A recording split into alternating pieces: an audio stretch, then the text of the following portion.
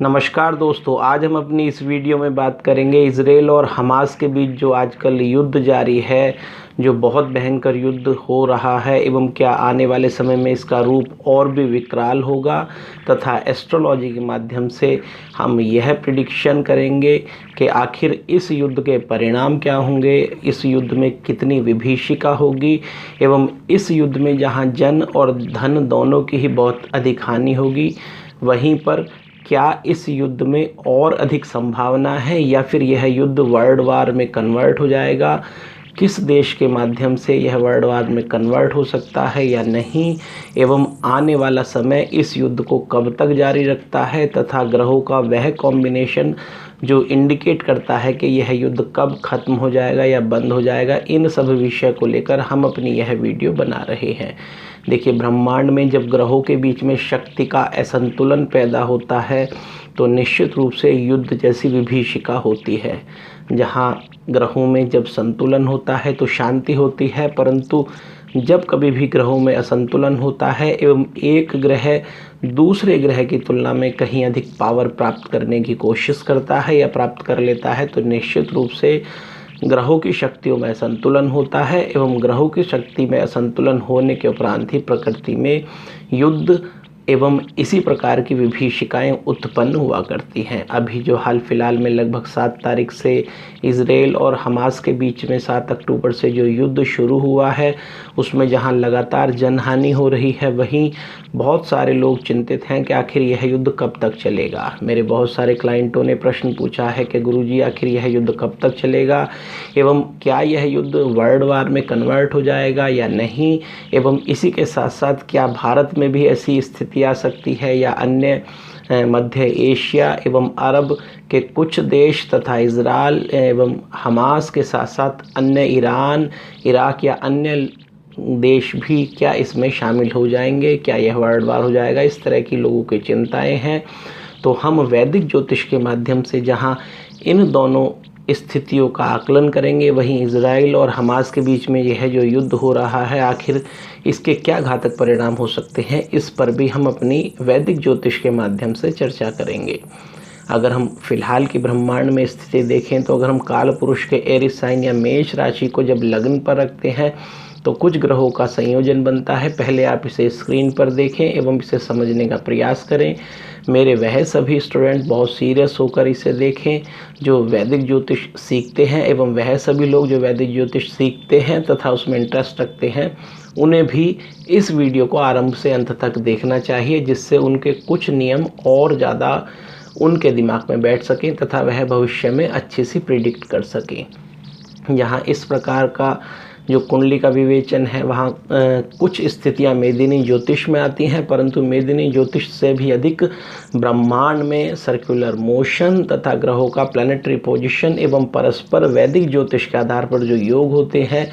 वह इस प्रकार के युद्ध जैसी स्थिति उत्पन्न करते हैं। तो जैसा कि हमने कहा, सबसे पहले हम देखते हैं कि जो एसेंडेंट है या लग्न पे जब हम काल पुरुष के प्रथम अंग यानी मेष राशि को बनाते हैं तो ग्रहों की क्या स्थिति है, यह पहले आप स्क्रीन पर देखकर समझें।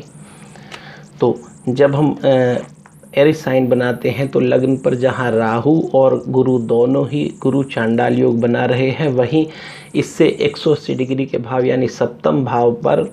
केतु, सूर्य और मंगल की स्थिति अपने में प्रबलतम है। इस आने वाले समय में कुछ परिवर्तन संभव है, जैसा कि 30 अक्टूबर को राहु राशि बदलकर एरिस से पाइसेस में जाएगा एवं इसी प्रकार जो अभी वर्तमान में शनि वक्री चल रहा है, रेट्रोग्रेड चल रहा है, यह भी 4 नवंबर 2023 को रेगुलर हो जाएगा एवं इसी के साथ साथ यह अपना वक्र मोशन ख़त्म करके मार्गी हो जाएगा। तो अगर हम बात करें दोबारा से इसी लग्न पर, तो मेष राशि से पंचम भाव पर शुक्र है, जबकि मेष राशि से अगर इसी ही स्थिति में देखा जाए तो एकादश भाव पर शनि वक्री होकर बैठा हुआ है, काफ़ी मजबूत पोजीशन में है, जबकि मेष राशि से छठे भाव में बुध अपनी ही राशि कन्या या वर्गों में मौजूद है। इस प्रकार ग्रहों की स्थिति है। चंद्रमा अलग अलग कंडीशन में घूमता हुआ होता है, तो अलग अलग दिनों में अलग अलग राशियों में घूमेगा, लेकिन यह जो हमने बताया बाकी ग्रह इसमें असंतुलन पैदा कर रहे हैं। तो सबसे बड़ा असंतुलन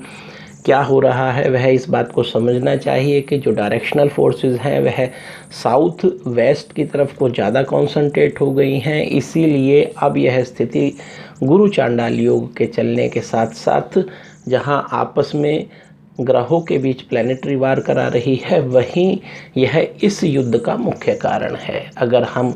अब दोनों ही देश यानी इज़राइल और हमास की जो दो अलग अलग कंडीशन की राशियां बनती हैं, यानी इज़राइल नाम से जहां टॉरस या वृषभ राशि बनती है, वहीं हमास के नाम से जेमिनी या मिथुन राशि बन जाती है। तो जब हम इन दोनों को अलग अलग करके देखते हैं तो पहले हमें इस युद्ध के परिणाम समझने के लिए इन राशि का, इन पर चलने वाले ग्रहों का गोचर समझना होगा। हम स्क्रीन पर दोनों ही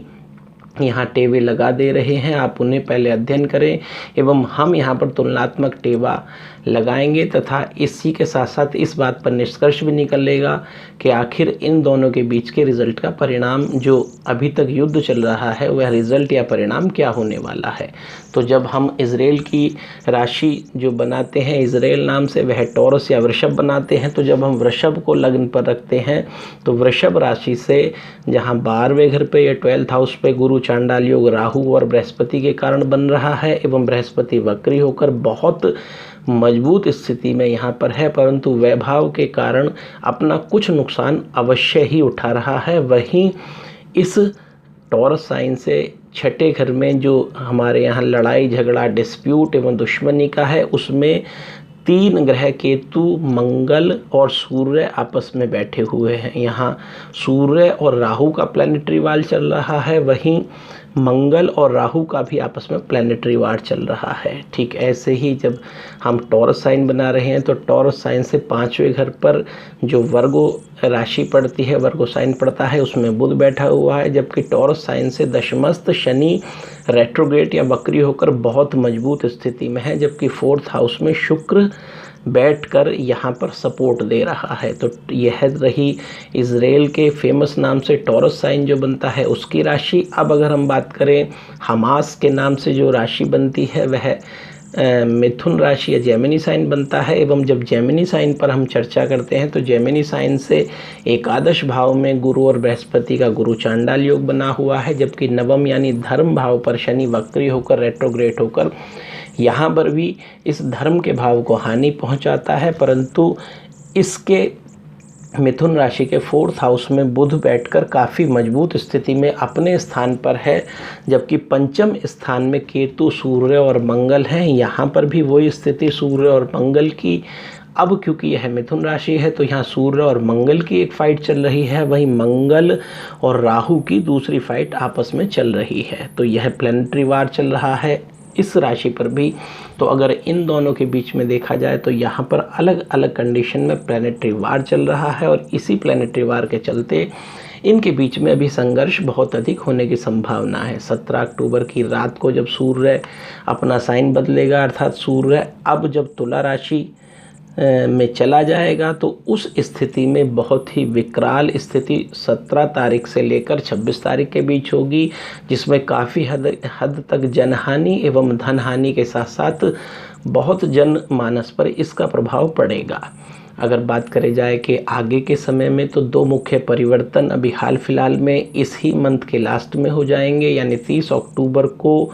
जब राहु अपनी अभी तक का जो साइन एरिस में चल रहा था उसे छोड़कर ट्रांजिट में पाइसियस या मीन राशि में जाएगा, तो उस अवस्था में यह राहु और गुरु से बनने वाला गुरु चांडाल योग भंग हो जाएगा। एवं ऐसी स्थिति में अब इनके बीच में यह युद्ध निर्णायक अवस्था में पहुंचेगा, जहां इस कॉम्बिनेशन में टॉरस साइन जेमिनी साइन से कहीं अधिक प्रबलतम मजबूत दिखाई देता है। वहीं पश्चिम के कुछ देश इनडायरेक्टली इजराइल की मदद तो करेंगे, परंतु लड़ना युद्ध इजराइल को स्वयं ही पड़ेगा। अगर बात करी जाए कि अरब के कुछ देश या जो अभी तक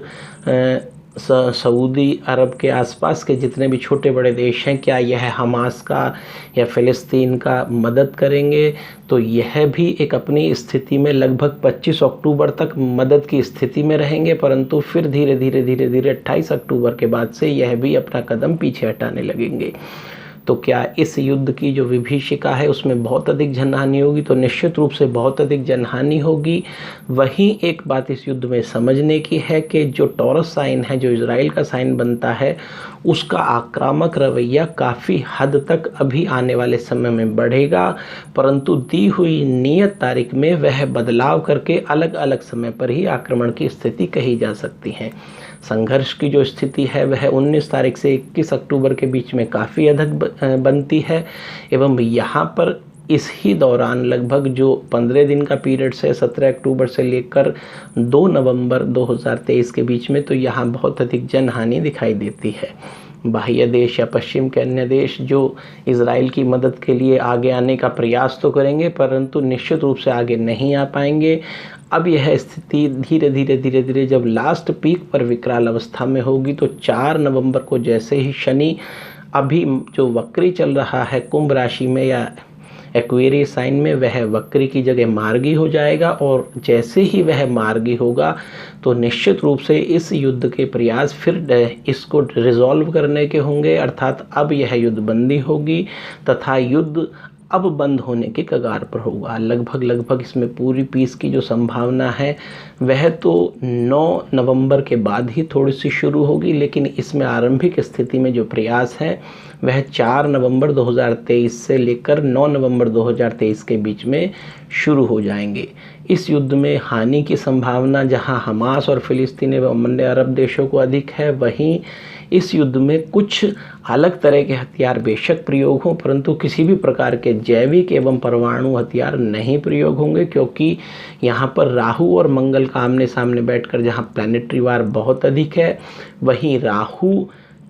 इस आतंक को ख़त्म करने के लिए सशस्त्र विद्रोह तक करा सकता है। वहीं ऐसी अवस्था में राहु के आतंक को ख़त्म करने के लिए मंगल का साहस काफ़ी अधिक होता है। तो इज़राइल की स्थिति में अगर देखा जाए तो शुक्र की पोजीशन बहुत अच्छी, उसके चौथे ही घर में है। वहीं हमास की स्थिति में बुध की स्थिति जो यहाँ पर जेमिनी साइन का लग्नेश एसेंडेंट लॉर्ड होता है वह भी अपने ही घर में है, परंतु अगर इन दोनों के बीच में अंशों की स्थिति एवं इन दोनों के बीच में अलग अलग नक्षत्रों की स्थिति देखी जाए तो जहाँ शुक्र 14 अंश 27 कला पर यहाँ दिखाई देता है, काफ़ी मजबूत है, वहीं बुध की स्थिति में बुध काफ़ी हद तक 29 कला 44 डिग्री पर है। तो 29 कला 44 डिग्री पर बुध के होने के कारण बुध में निश्चित रूप से परिवर्तन आ जाएगा एवं जब बुध में परिवर्तन आएगा तो यहाँ हमास को बड़ा झटका लगेगा। तो यह बात स्पष्ट है कि इजराइल और हमास के इस युद्ध में हानि हमास एवं अन्य उन संगठनों को होगी जो इजराइल के विरुद्ध होंगे, परंतु काफ़ी हद तक प्रभाव इजराइल पर भी पड़ेगा। युद्ध किसी भी व्यक्ति, किसी भी स्थिति, किसी भी देश एवं किसी भी परिस्थिति के लिए अच्छा नहीं होता, परंतु जैसा कि हमने वाक्य बताया है कि जब जब ब्रह्मांड में ग्रहों का संतुलन बनता है एवं जब जब ब्रह्मांड में ग्रहों का संतुलन बिगड़ता है तो शांति और युद्ध हुआ करते हैं। आने वाले समय में अभी और भी युद्ध निश्चित रूप से होंगे, क्योंकि जैसे जैसे दुनिया कंपटीशन की तरफ को बढ़ेगी एवं ग्रहों के बीच में परस्पर कंपटीशन इंडिकेट होने लगेगा तो निश्चित रूप से कुछ समय बाद युद्ध की जैसी विभीषिका हर देश को लगभग भुगतनी तो पड़ेगी ही।